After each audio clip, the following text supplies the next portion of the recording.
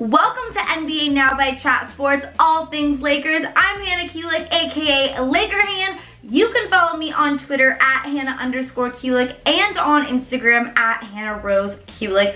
Okay, so this offseason for the Los Angeles Lakers is arguably one of the most important off seasons in franchise history for them, if not the most important, and there's already been so much that has happened so far. So today I thought we could catch up on what has happened so far and then keep you guys up to date on everything that is going to happen for this 2019 Lakers offseason. But before we get into it, I want to take a second to remind you all to make sure that you guys are subscribed down below, not only to Chat Sports here on YouTube, but also to the new Chat Sports Lakers YouTube channel. Like I just said, there is so much going on in Lakerland this offseason. You guys have to make sure you're subscribed so that you don't miss a single second of it. But let's get right into what has happened so far, because the Lakers season ended in April, and already in these last 6 weeks, so much has happened. It all started right before the Lakers' last game of the season when Magic Johnson shockingly announced to the media that he was going to be stepping down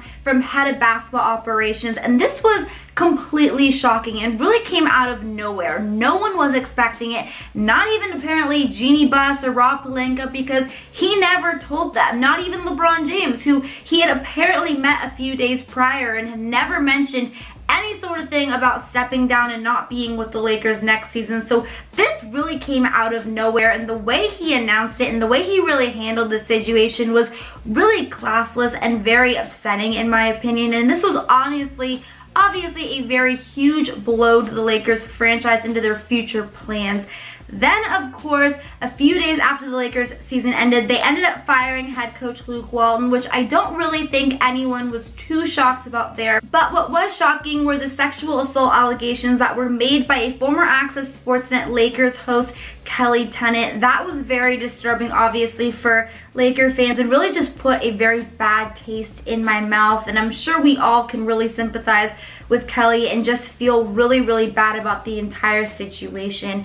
But of course, moving on, because I don't really want to talk about that too much. It just is not something I really want to mention a lot. It's very disturbing, very upsetting. Let's move on to the Lakers head coach, because now that Luke Walton was gone, the Lakers had to find a new head coach, and there were a lot of names thrown into the mix, but it ultimately appeared like Ty Lue was going to be the Lakers guy. We even saw a picture of Ty Lue's birthday cake that had a Los Angeles Lakers theme to it, but then, of course, the Lakers were not able to reach an agreement with Ty Lue, and they ended up going with Frank Vogel and assistant coach Jason Kidd, which was kind of just random because there were so many names thrown into the mix at who was going to be the Lakers' next head coach, but Frank Vogel was never any name that I was made aware of. I know there are a lot of mixed opinions on this, but at the end of the day, I think he's going to be a good coach for the Lakers. I just want to see some sort of consistency, and I want to see a coach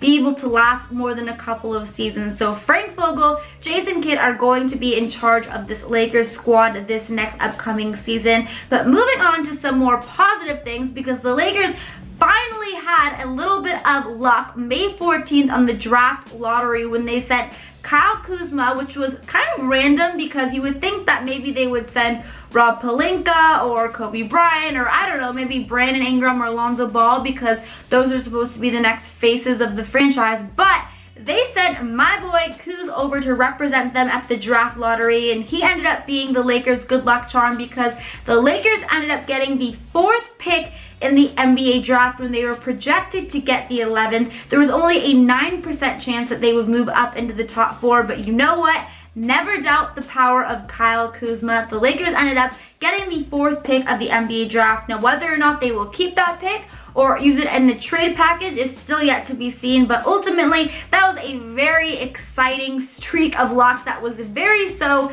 desperately needed for the Lakers. But just as things were finally starting to settle down, the drama continues, because Magic Johnson went and did an interview with ESPN, and he completely bashed the Lakers, Rob Pelinka in particular. He said that Rob Pelinka was, trying to steal his job, was doing things behind his back, and really just completely bashed the entire organization, which was really out of nowhere because when he stepped down, he said, you know what, I have nothing but love for the Lakers, nothing but love for Jeannie. She's like a sister to me. I just have to do this for myself. I want to focus on my other business ventures. I want to be able to be the fun Magic Johnson that I normally am, and I just can't be that when I'm, being in charge of the Lakers franchise. But in this interview, it really seemed like a completely different story, and it really just was classless again. He just completely continues to just step on and really hurt Jeannie Buss, who he considers a sister to him. So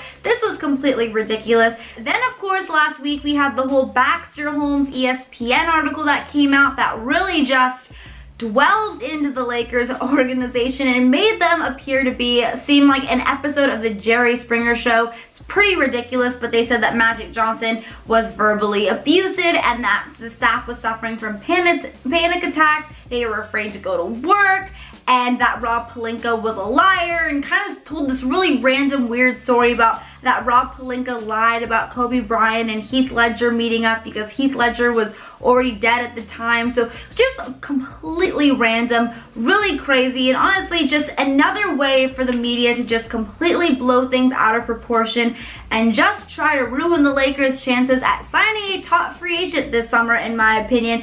But I'm curious, what did you guys think about this Baxter Holmes article? I personally thought it was completely ridiculous, but what did you guys think? If you thought it was ridiculous, type ridiculous, or if you thought it was pretty eye-opening, it was pretty interesting, type interesting down below. But let's not dwell on the past, okay? Let's talk about the future, because really this offseason is just getting started and there is so much that needs to happen, so much that is hopefully going to happen for the Lakers, starting with June 20th, the NBA draft. Now, obviously, it would be great to know if the Lakers are able to sign a star free agent before then, because then, of course, we wouldn't have to trade the pick and most of our young core to try to go out and get a star. But we are not going to know until July 1st when free agency starts whether or not a top free agent is deciding to come and join the purple and gold. So we're going to kind of have to go into it blind. Now, of course, because we all know that we're not technically allowed to recruit and talk to these players before July 1st when free agency starts, that is when having LeBron James comes in handy, because LeBron James is definitely doing some prime investigating work, and hopefully he will be able to let the Lakers know if he thinks we're going to be able to get anyone. But besides that, it would obviously be very nice to know if the Lakers were able to sign a star free agent before the draft, but there really is no 100% guaranteed way of knowing. So let's talk about some of these draft picks. The Lakers were actually very quiet at the Combine this year, which was a nice surprise, especially since all of the drama. I just want the Lakers to want things to be quiet for a little while. And it is said to be a three-player draft, really, where the top three guys are the main guys, and then after that there's kind of a bigger slide down. But the Lakers have already started working out some players, and when you have the fourth pick, obviously, like Rob Pelinka said, the picks are a little bit smaller. You don't have to bring in as many players to come and do some of these workouts for the team, because when you have more of a later round kind of player, there are so many more players that can go with those picks. But when you have the number 4th pick, there really are only a handful, really only a few guys that you can choose from. Now, if the Lakers are going to keep the pick, they are most likely going to draft Darius Garland, who is a point guard, or forward DeAndre Hunter. But if they decide to trade that pick to try to go out and get Anthony Davis or Bradley Beal, that trade is most likely going to have to happen either before the draft or during the draft. So June 20th and the days leading up to it are going to be very nerve-wracking, very exciting for the Lakers. I'm curious though, do you guys think that the Lakers should trade this pick? If you think they should trade the pick, comment trade down below. If you think they should keep the pick, comment keep down below. I think, again, obviously we're going to have to use our secret spy LeBron James to see if we are going to be able to sign a star free agent. But if we are unable to sign a star free agent, and if we know going into the draft that we don't have a chance of signing a star free agent, we are going to have to make a trade and try to get someone, because we cannot have another offseason where we do not sign another star to come and play with LeBron James. gotta be able to be a competitive team next summer, and that means signing another star. And it's very unlikely that the Lakers are going to select a player with this number 4th pick in the hopes that, you know, the Wizards or the Pelicans would like that guy and then they could use it in the trade. They are going to want to trade that 4th pick before they make the selection. Okay, obviously we still have a lot to talk about, but before we move on to probably the most exciting part of this offseason for Laker fans, free agency, I want to take a quick second to remind you guys all to follow me on Twitter and Instagram. It's going to be a very exciting summer for Laker fans, so whether or not you just want to keep up with all things Lakers this summer, or if you were looking to get in shape this summer, I also love to post workout videos and fitness tips on my Instagram as well. So you can follow me on Twitter at Hannah_Kulik and on Instagram at HannahRoseKulik. But let's get into the most exciting part of the summer for us Laker fans, and that is free agency. Free agency officially begins on July 1st, and if the Lakers have already traded for Anthony Davis or Bradley Beal, then they most likely won't have enough cap space to go out and sign a top free agent. But if they haven't, expect them to go all out during free agency. Now, obviously, I think a lot of Laker fans can all agree that we want the Lakers to sign a max star free agent, because then, of course, we don't have to trade the 4th pick. We don't have to trade any members of our young core. We can really just keep the entire roster intact and then just add some talented pieces here and there. But at the end of the day, the Lakers also have to get an entire new roster assembled, because the only players that are currently on the roster right now are Brandon Ingram, Lonzo Ball, Josh Hart, Kyle Kuzma, and of course LeBron James. So besides hopefully being able to sign a top free agent, the Lakers are still going to have a lot of work to do, and they have a lot of holes to fill. Some of the most important positions that they have to look to fill are, of course, shooters. We really need shooters everywhere. We need a good shooting guard, and of course, we could also use a nice shooting backup point guard or point guard, regardless of what is happening with Lonzo Ball. We could also use a nice stretch 5 center. So there are a lot of positions that the Lakers are going to need to fill during free agency, besides just getting those big free agents, which of course, Kyrie Irving, Jimmy Butler, Kevin Durant, Klay Thompson, Kawhi Leonard. Those are the main guys everyone's going to be having their eyes on. Whether or not the Lakers are going to be able to sign one of those guys, if I have to take a guess, I would say that it's probably most likely going to be Jimmy Butler or Kyrie Irving. But at the end of the day, regardless of whether or not they sign one of those guys, they still are going to have to get a lot of free agents this summer in order to assemble their roster. So look for the Lakers to try to get some shooters, some shooting guards, point guards, a lot of guards. I'm thinking that is going to be the direction they're going to go in. And of course, getting a stretch 5 center is another priority on the Lakers list in terms of picking up some of these free agents. Now, once all of the excitement of free agency dies down, the Lakers have Summer League. So the Las Vegas Summer League starts on July 5th, but the Lakers are actually going to be in 2 Summer Leagues this summer. They are going to be in one in Sacramento, which is from July 1st through the 3rd, and then the one in Las Vegas, which starts on July 5th. Now, Summer League is kind of a much bigger deal now than it has been in the past, but if the Lakers don't have their 4th pick, it's probably not going to be that big of a deal for Laker fans. But if the Lakers do keep that 4th pick and select a talented young player, it is probably going to be very exciting to want to tune in and see how he does there. But all in all, Summer League is a much bigger deal now, so I know a lot of people like to watch it. I personally love watching the young talented players play. So have Summer League. The Las Vegas League is starting July 5th. Now, after the Summer League is over, the end of July until training camp starts late September, things are really going to die down. Of course, I'm sure during this time, the media is going to stir up 100 million trillion billion controversies and try to create as much drama as they possibly can, because they love to talk about the Lakers and stir up some drama.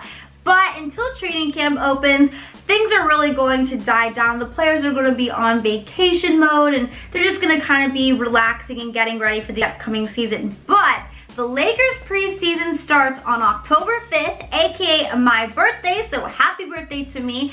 They are going to be kicking off the preseason playing against the Golden State Warriors in the Warriors' new arena, the Chase Center, so that's going to be very exciting to see. Then they are going to be going to China and playing the Brooklyn Nets for a couple of games. Then they come home for 3 games and play the Golden State Warriors again. So it's going to be kind of an interesting preseason. It's kind of a weird preseason schedule if you ask me. They're playing the Warriors 4 times, but it is going to be a nice test to see because especially if we have a team that is supposed to be competitive and is supposed to go far in the playoffs, it's going to be nice to see how they match up against the Golden State Warriors, pretty much the top Western Conference team. So that is going to be it for the Lakers offseason. We've already had a lot of drama, but it's really just getting started. So buckle your seatbelts because we are in for a pretty crazy ride. But I am curious, out of all of these things that I talked about for the offseason, what are you most looking forward to seeing this offseason? I kind of think I know what you guys are going to say. I think it's what everyone wants to say, but comment down below what you are most looking forward to seeing this offseason. For me personally, and I'm sure a lot of you guys can agree, it's going to be free agency. I'm really just keeping my fingers crossed that we are able to sign someone, especially since there has just been so much drama, so much turmoil, so many kind of just like bad jujus going around. I just want to turn this around, sign another top free agent to come and play with LeBron James, make the playoffs, and contend for a championship, guys. I'm ready to start winning again, so that is what I'm most looking forward to seeing. But let me know, comment down below what you guys are most excited to see this offseason, and that is going to be it. Don't forget to subscribe to Chat Sports here on YouTube. Also subscribe to the new Chat Sports Lakers YouTube channel. Don't forget to give this video a double thumbs up. And until next time, Laker Han is out. Bye, guys.